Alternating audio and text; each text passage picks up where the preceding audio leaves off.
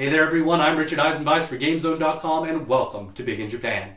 At some time or another, every gamer is tortured by a series where, for some reason or another, one of the games in the series never leaves Japan's shores. So today, we're going to take a look at one of those.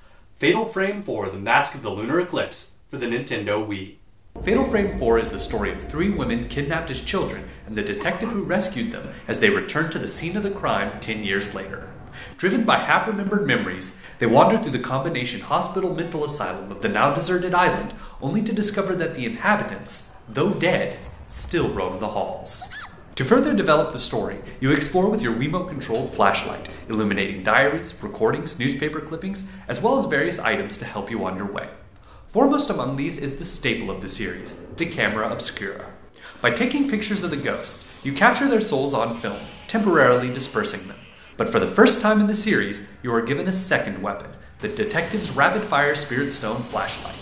Powered by lunar power instead of film, its only limitation is that it must be constantly recharged, often in the middle of battle. As this is the fourth game in the series, you'd expect the controls to be tight and refined. But since this is an early Wii title, detrimental motion controls rear their ugly head. When in camera mode, looking up and down is tied to the orientation of the Wiimote, while turning left and right is mapped to the thumbstick. Now, there is a lock-on button for the cameras that serves to alleviate some of the issues with laggy motion controls. Well, until the ghosts start teleporting, that is. And to dodge, perhaps the most important and necessary skill to master in the game, you have to waggle the Wiimote, which also happens to double as the quick turn command. General button mapping fails as well, as it is the trigger that readies the weapon and the A button that fires, which is practically the opposite of every other game with a shooting mechanic. But worst of all, there is no way to change the controls. Now, while this game has not had a Western release, there is in fact a way to play the game with all the text and subtitles translated into English. A group of dedicated fans, led by main programmer Colin Tempest Noga, have created a translation patch for the game. With the patch and a retail copy, it can be played in English on any Wii from any region with firmware 4.2 or lower. In many ways, Mask of the Lunar Eclipse is a much-needed step in the right direction. By changing the setting to a modern yet creepily traditional Japanese hospital and adding in the flashlight as a weapon, it has plenty to differentiate it from past Fatal Frame iterations. But on the other hand, there's the cost.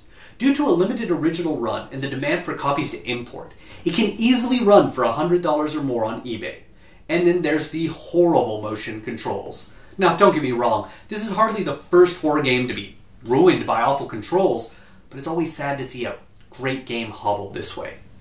Bottom line though, despite its shortcomings, I recommend Mask of the Lunar Eclipse for any Fatal Frame fans, and, well, anyone else with the monetary means to afford it. Anyway, I'm Richard Eisenbeis for GameZone.com. Peace out.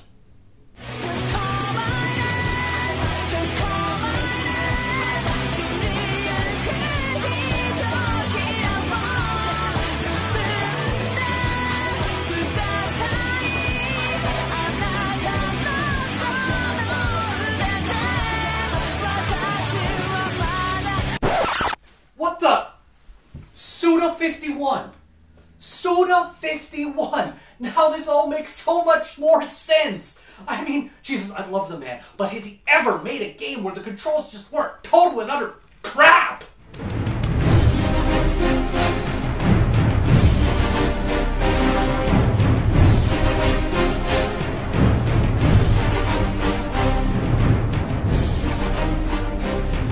Let's find out.